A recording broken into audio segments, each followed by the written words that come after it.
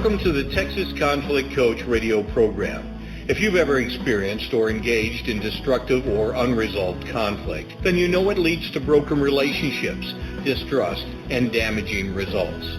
Our program will help you manage and resolve conflict effectively with strategies, valuable resources, and support. Since 2009, our radio program hosted guest experts from around the globe sharing their perspectives, experiences, and expertise while giving you food for thought. If you can't listen live, then download and listen to any of our 300-plus podcasts in our library at texasconflictcoach.com. So sit back, relax, or join the conversation every Tuesday evening, or tweet us at TXConflictCoach.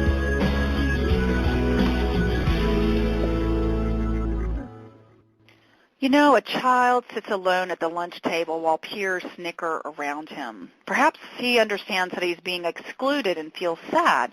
But what about the child with a disability who may or may not understand what is happening around him?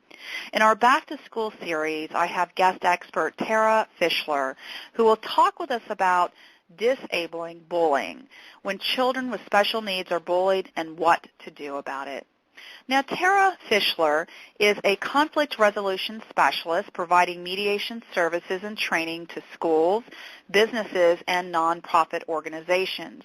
She is the founder of Customized Training Solutions, a New York-based consulting firm that offers interactive training on a variety of topics related to communication and conflict resolution. She is currently president of the New York State Dispute Resolution Association.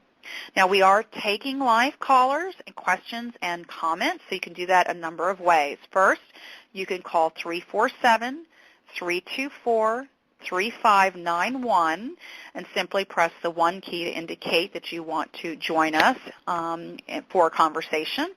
The second is our chat room is open right now. You can simply on your computer log into www.blogtalkradio.com/Texas-conflict-coach. And you'll scroll down, you'll see the chat room is open. You can post your comments and questions there.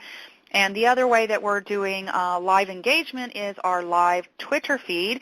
We're using the hashtag TCC Radio for Texas Conflict Coach Radio, TCC Radio, and we will have someone who will be tweeting there as well. Tara, thank you for coming on the show to educate us about this really, actually hot topic, but something that you're very passionate about. So welcome to the program. Thank you so much for having me, Patty. Glad to be here. You're welcome. You know, we go back a long way. We talked about our roots, if you will, with our own professional association, called the Association for Conflict Resolution. And so you have a very rich and expansive history in dispute resolution. And, of course, you provide a lot of services and training. But in particular, why is bullying, especially as it relates to children with special needs, why is this a passionate topic for you? Well, for me, this is really an important topic for a number of reasons. One is that, many people, I'm sure who are listening now, have experienced bullying in their lives. And whether or not they have any kind of noted disability, it is something that can affect those folks more. I also have children who have some special needs. Of my 4 kids, 2 of them have particular issues. And one of them, in particular, my older son, has experienced different forms of bullying and also been in a situation where he told me he was being bullied, and then I used my mediation skills and found out a little more information that wasn't quite as it had seemed. So I can talk about that as well. Okay. Now, sometimes people don't, we have various listeners from all over the globe, and so not everyone might know what a child with special needs, and often we will hear people say special needs children. So could you clarify those definitions, and what's the most appropriate way to refer to children with various disabilities, hidden or not? Well, actually, I appreciate the way that you brought that up because you actually said it 2 different ways. And one of the things that I feel is really important is to characterize them as children first They're people first, and then they also have some special needs or some disabilities, as opposed to special needs kids.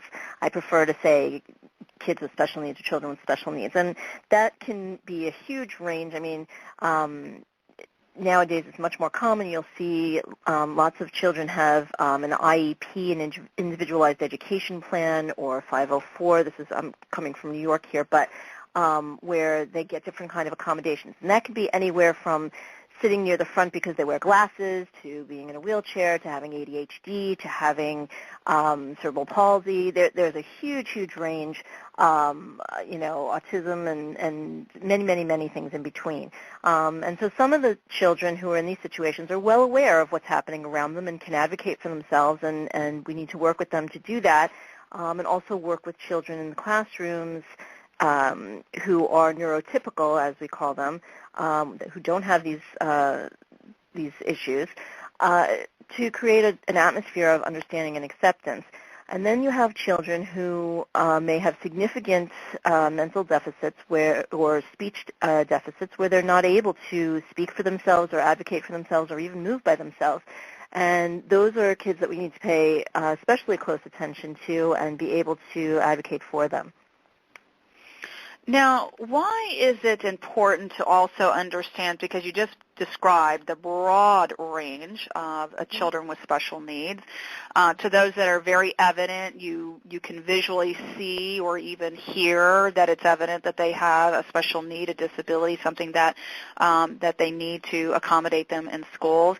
But I imagine that you have children where that is not seen, and is that important to understand as it relates to this topic, and why? Absolutely, and I'm actually going to give your audience, our audience here, something to do that will help them to relate and understand to these kind of hidden disabilities. So for all of you listening who may be wearing a watch or a piece of jewelry or something like that, I'd like you to switch it to the other wrist or to a different part. Change something that you have on right now. And I want you to kind of be aware of that throughout the time. Leave it there, maybe a little uncomfortable, but I'd like you to be aware of that throughout this session.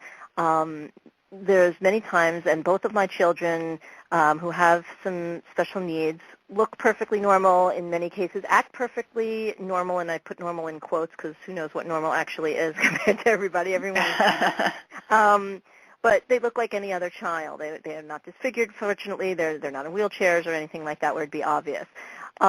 Yet they have different kinds of issues with sensitivities. For example, if you focus right now wherever you are listening to perhaps the buzz of your light or your air conditioning or heating system, there are many kids who have sensory issues that they become extremely focus on sounds and senses around them, and it makes it very, very hard to concentrate. My son will tell me that it's like everybody's talking at once and he can't keep track of what's happening. Well, if you put that child in a classroom setting, I remember when he was in kindergarten where the teacher would say, we're going to go over the letter K today, and we're going to write about K, and talk about the letter K.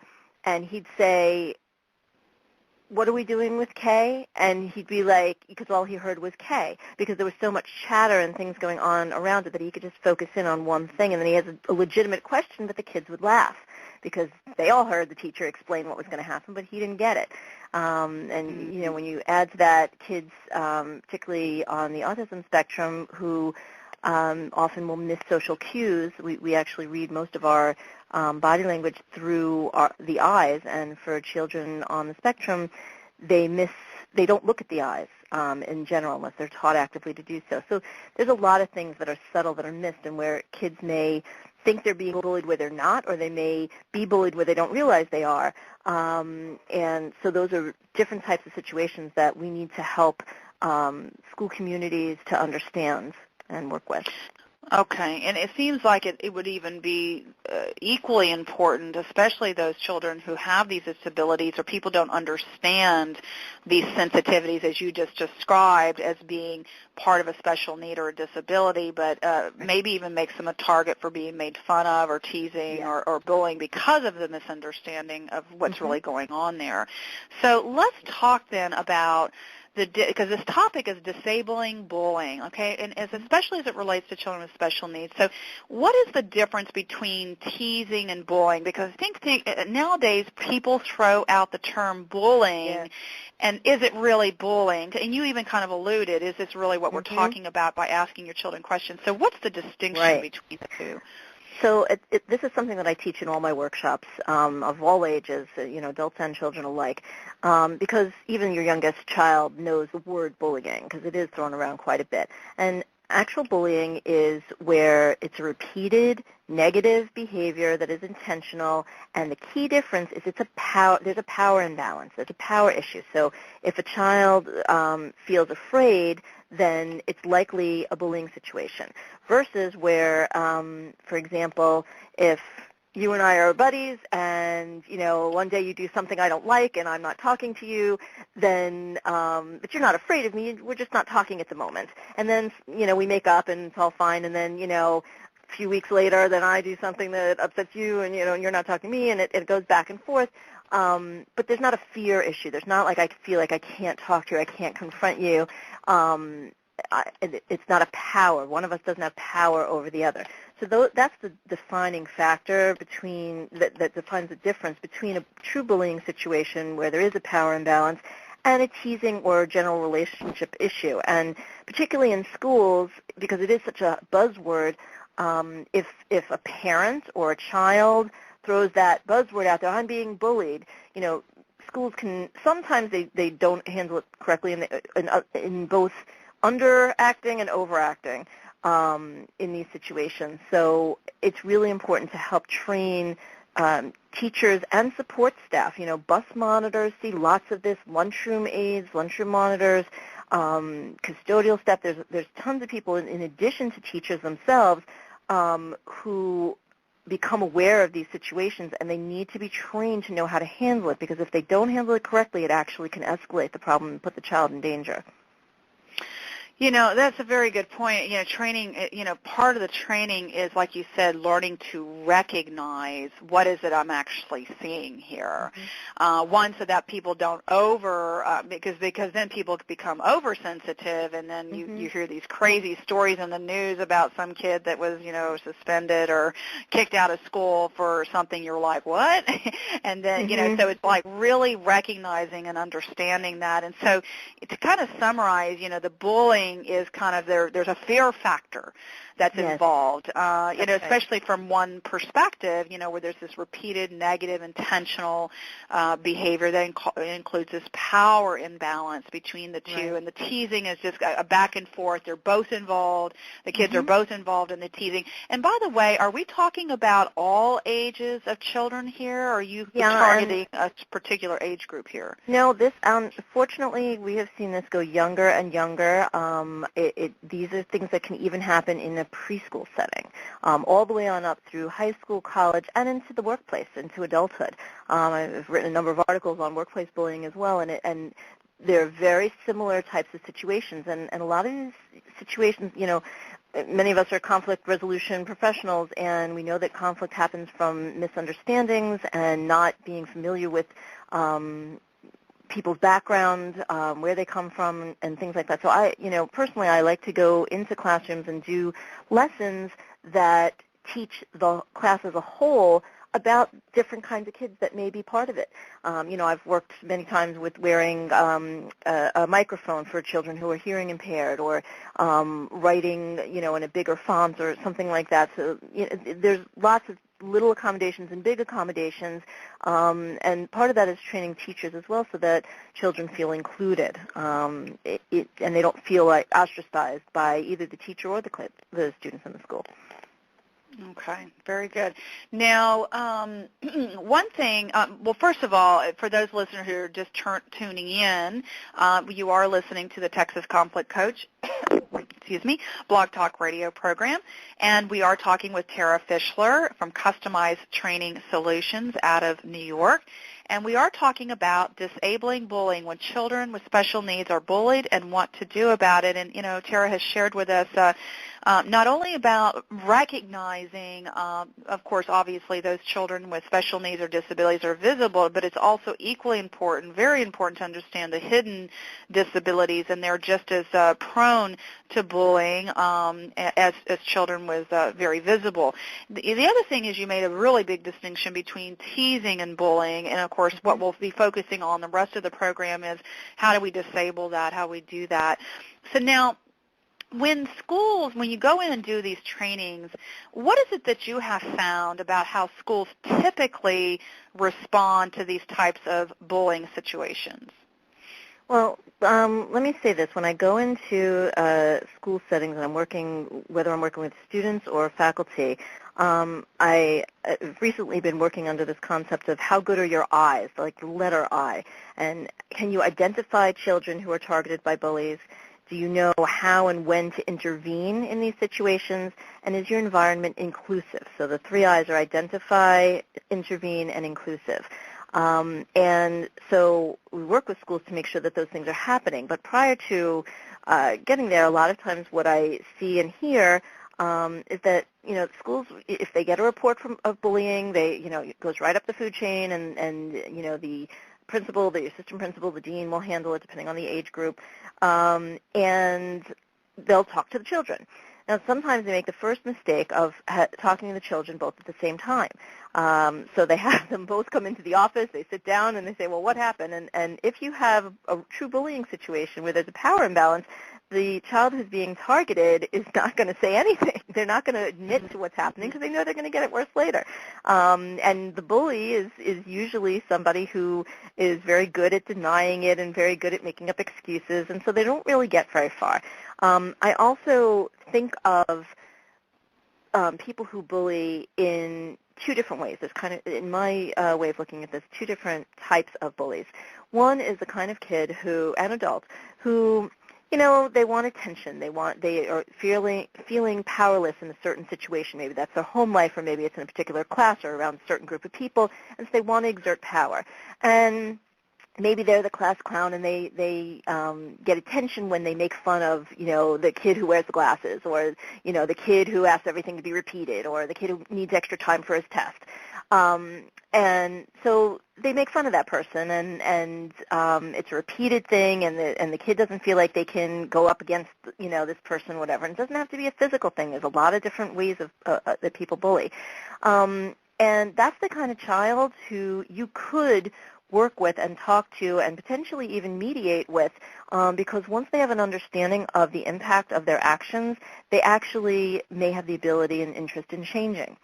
Then you have the other kind of child or adult who there's something, neurologically not right there. There's some kind of, whether it's a mental illness issue, a pathological thing, where they just really are hardened and you cannot penetrate. There's something in them that really just wants to be mean for the sake of being mean. Doesn't want to learn anything about it, doesn't want to change anything about it, and that's a much harder case. It's also very rare. Those kind of real, difficult situations do not happen nearly as often as you hear that buzzword thrown out there. So most of these cases, even when it really is bullying, I believe can be addressed by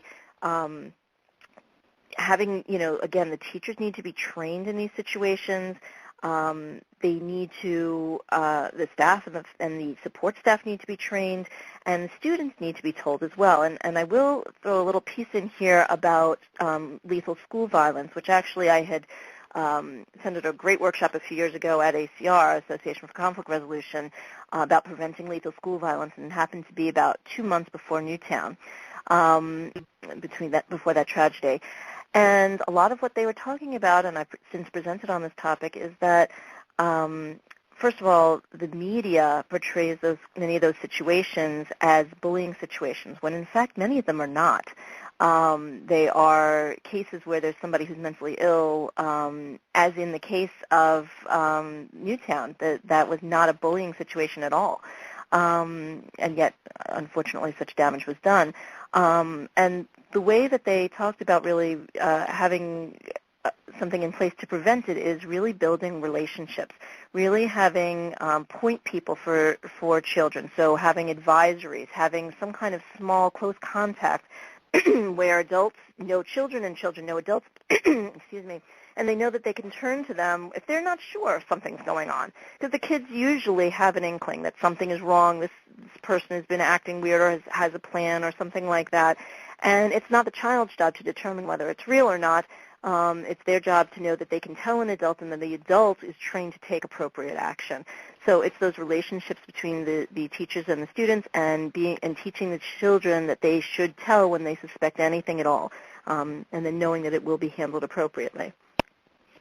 So a couple things come up for me. One, just to reiterate what you're saying, is that unfortunately when these school shootings, this violence occurs on campus, I think the first place that the media goes to, and probably a lot of people now because now they've heard it so many times in the media, is that, oh, the kid must have been bullied. It must have been, had a bad relationship with his parent or some, bullied at home, bullied at, school. So it just gets, it really muddies the waters, and you're saying, and not to do that, not to lump all of these kinds of situations as a bullying case. I think that's really important, which even says even more about the training that parents and administrators and teachers need to have around recognizing these behaviors. And I want to go back to your 3 I's. I think you were saying that's very important that they be able to identify, intervene accordingly, and to be inclusive as far as building those relationships in that environment. I think I understood that the 3 I's to be that, but if you want to clarify any further about that,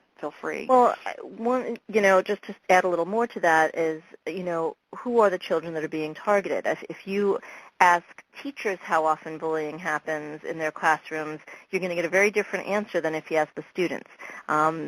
Particularly girls are very good at being kind of under the radar. They may be the most popular kids. They may be kind of in the middle. They may even be kids who are not that popular, and that's not the only factor. Boys tend to be more physical, but now we have cyberbullying and things like that. So, and again, when you add the level of children who have disabilities to it, it's hard to know. You may have a kid who appears to be liked. In the movie Bully, they talked about one of the pieces of that was a child who had some mental deficiencies, and he would bring bagels for this group of kids every day, and the kids would happily take the bagels from him, smash one on the floor, and then give it to him and have him eat it. And he thought this was great because the kids are hanging out with him. So there's this level of not understanding, and so being able to identify this is a child at risk.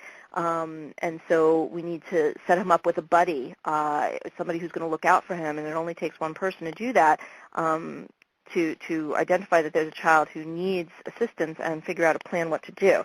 In terms of intervening, it's, well, what is the plan? So whether it's part of the child's IEP that he or she is sitting with a particular buddy at lunch, or where a lot of bullying behaviors occur, maybe they leave their class, 2 minutes early so that they don't have to go through passing where they're going to see this particular child, or things like that. There's lots of accommodations that can be made that are pretty simple, but first you have to know that it's needed.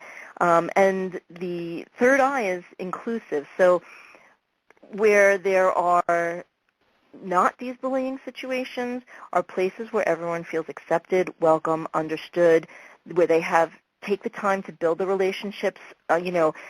School's going to be starting soon. I know it's a back-to-school series, and it's so important in the beginning of the school year when teachers are setting up their classrooms that they spend a few days at least, and then periodically after that, doing activities that get the kids to know each other. So they know each other, you're much less likely to bully a friend. That being said, there are particularly with teenage girls or preteen girls, there's a lot of, you're my friend one day and you're, the enemy the other day, and I'm going to put on Facebook that you've slept with the football team and things like that. So those things do happen. But in general, the more you know somebody, the less you're likely to bully them. So we're going to go into some strategies and how the kind of some do's and don'ts, and we'll cover the spectrum here. But I wanted to underscore something you said earlier, and I'm a true believer about this because I coach abrasive leaders, and that's a whole other topic and show later, which is when the first type of an example of bullying behavior where they, feel powerless, they're needing attention, these people who behave this way, once they understand how their behavior impacts others, usually they become very compassionate, not only to the other person, but they're usually remorseful and very willing and motivated to change because they really, truly don't understand or realize the negative impact that their behavior has had, even though people give them direct feedback. But by helping raise that level of insight, there's definitely help and support for helping that child who is finding themselves in that position. So not only help for the child who might be the target of that, but also help for the child who's demonstrating those behaviors. So I'm glad that you said that. And the majority of those who are demonstrating those type of behaviors can change, can get help, can get support. So I'm really glad that you mentioned that. So let's talk about how do we handle these issues, because part of this is talking about strategies or getting ready. So let's go down the list. You start wherever you want, but some do's and don'ts. Okay, so do's and don'ts. When you look at different kind of group schools and camps and after-school activities, one thing that's important for all the personnel there is to know the policies of that entity and the district, depending on where it is. Sometimes there's protocol that is set up, and sometimes it's great, and sometimes it's not, and sometimes it exists and nobody knows.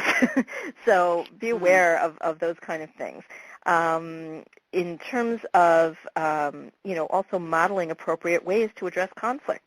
So I've been in schools where, the kids are great. It's the teachers that are having so many difficulties. And, where you're having, principal or assistant principal or the union rep or one of the folks there are acting like a bully towards others, and the students pick up on that and copy that behavior. So be aware of, and that goes for parents too, how does your child see you handle a difficult situation, or when you encounter somebody who, may be bagging groceries at the store and may have Down syndrome. How do you treat that person? Are you friendly? Do you ignore them? What do you do? So they get those messages from all those different places. In terms of parents, really you need to be proactive, and it's not enough to just say, hey, how's it going? But you really need to know who the child's friends are, really try to get, if they have friends, and that can be a disability as well, social difficulties. And for children who are verbal and can manage a role play situation, I've done this with all of my children for this and many other situations, is to play out, well, how would you handle it? Let me be the child who's going to pick on you, and you come up, let's talk about the responses that you can have for that. So whether you're using humor and saying, yeah, my hair really does look funny today, or, whether you're meeting up with a friend or not going a certain route in school, there's a lot of different things, but having the child play that out in a safe environment at home or in a classroom where it's done as a classroom lesson is really helpful. And also teaching them how to help a friend. A lot of the work here is talking about changing bystanders, which is by far the largest percentage. If you look at, how many people are targets versus bullies versus bystanders, the largest group is the bystanders, partially because they don't want to get pulled in as, to be the bully's next target. But when we can change those targets into allies and have them really stand up and say, hey, why don't you come with me? I'm walking this way. Just even a simple thing. You don't have to be their best friend, but being able to help somebody else out. And you find that, when one person stands up, other people follow in a positive way. And that's what disables bullies. That's the thing that takes away their power, because they'll do it for an audience, most of them. And if you take away that audience, it deflates their balloon. Also getting to know the child's teachers, the paras, lunchroom workers, bus monitors. You really want to create allies, and you want to give your child, whether they're depending on what their level of understanding is, you want to give them somebody they can turn to. And if they are disabled to the point where they can't communicate, if they're having a problem, you really need to set up a buddy for them, whether it be an adult, a child, or both, whether you have an ambassador program, a mediation program, a peer leader program. There's a lot of different variations.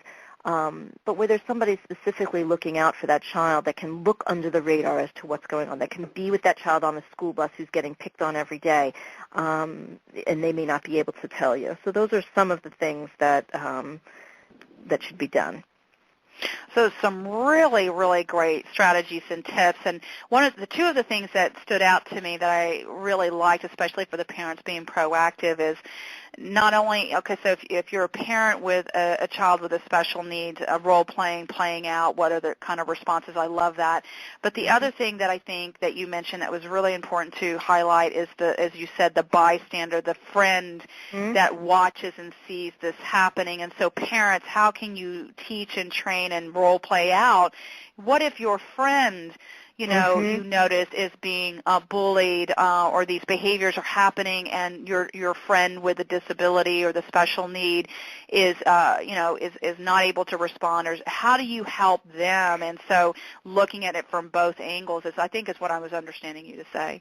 Yes, that's true. And also, and I've taught workshops on this where I've had students, particularly around cyberbullying, which I know is a whole other topic, but in all of these cases, you want to make sure that you're gathering evidence, you're taking screenshots, you're keeping a log of these different incidents. And I've had, pairs say, oh, your friend shows you an inappropriate picture that was sent to them, what do you do? Things like that. And again, when you add the level of disability to this, they may or may not realize wow, I have friends now, great. Well, yeah, but your friends are slamming you and you don't understand the language to understand what they're doing. So, those are really important things. And also connecting with other parents of students with special needs, because there is power in numbers. And I just want to mention one other piece that I also teach actively to all ages, the difference between snitching and reporting, or tattling and reporting for the little kids.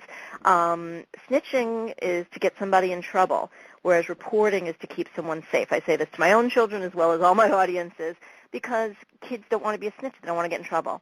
But if you differentiate between, oh, well, he took my pencil, kind of thing, which goes on a lot, versus, I saw, Mary, talking about Sally, and, it's a different type of thing.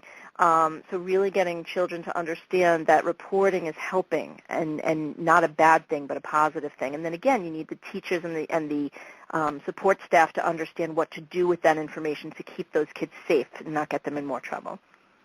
Oh, I love that distinction between snitching and reporting, because you would imagine a lot of people would, feel like that they're snitching, they want to have a reputation or credibility. And I love that. Keeping someone safe versus, manipulating the situation to get somebody in trouble. And so I really like that.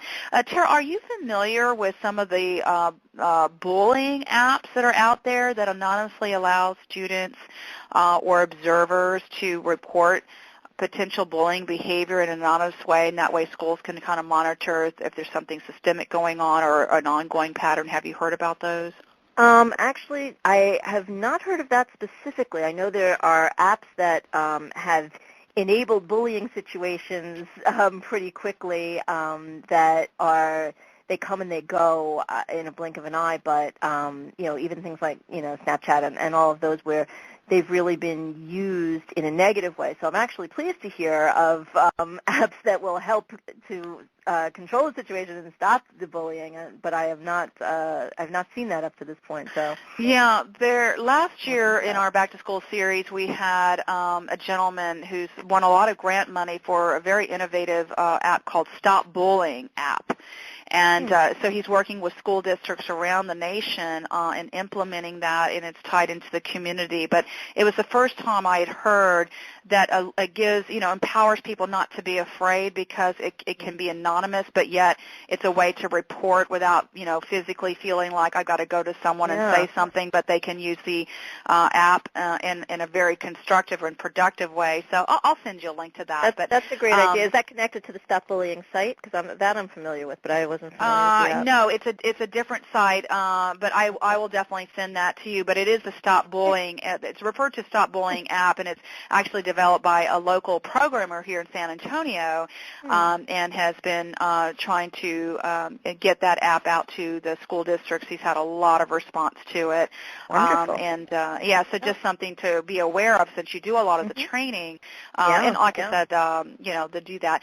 Great tips and strategies, a number of them. And in fact, as part of our assignment for the week, we usually give a call to action to our listeners. What do you have for them in addition to either these tips or maybe highlighting one of them?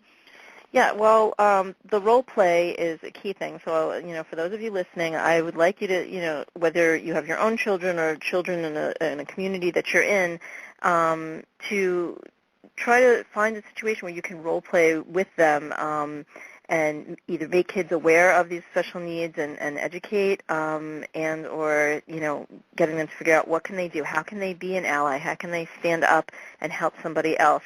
And, really find out how those issues are being addressed in your school community, whether they're appropriate or not. And, I don't know if this is a good spot to put in that there will be more information on this topic. I will be presenting at the ACR conference in Cincinnati on Friday, October 10th from 3:30 to 5. And there will be an interactive program where we will practice doing just that. So I encourage folks to sign up for the ACR conference and come hear more about it at that point. Yes, they're doing, what's wonderful this year at the ACR conference in Cincinnati is they have a whole track, bullying issues, and so there'll be a number of people talking about that. But again, yours is on Friday from 3:30 to 5. And also the other resource that you have on the program page at TexasConflictCoach.com on your specific program page is a downloadable PDF. Can you tell them what this resource list is? Sure. Over the years, I've compiled resources, both children's books, adult resources, videos. There's Fat City, Frustration, Anxiety, and Tension, which is an oldie but a goodie. Great to show to teachers. It really changes how they think about what special needs are because they feel it. So books, videos, different materials that are available. So those are the different resources, and I've highlighted on there some of my favorites.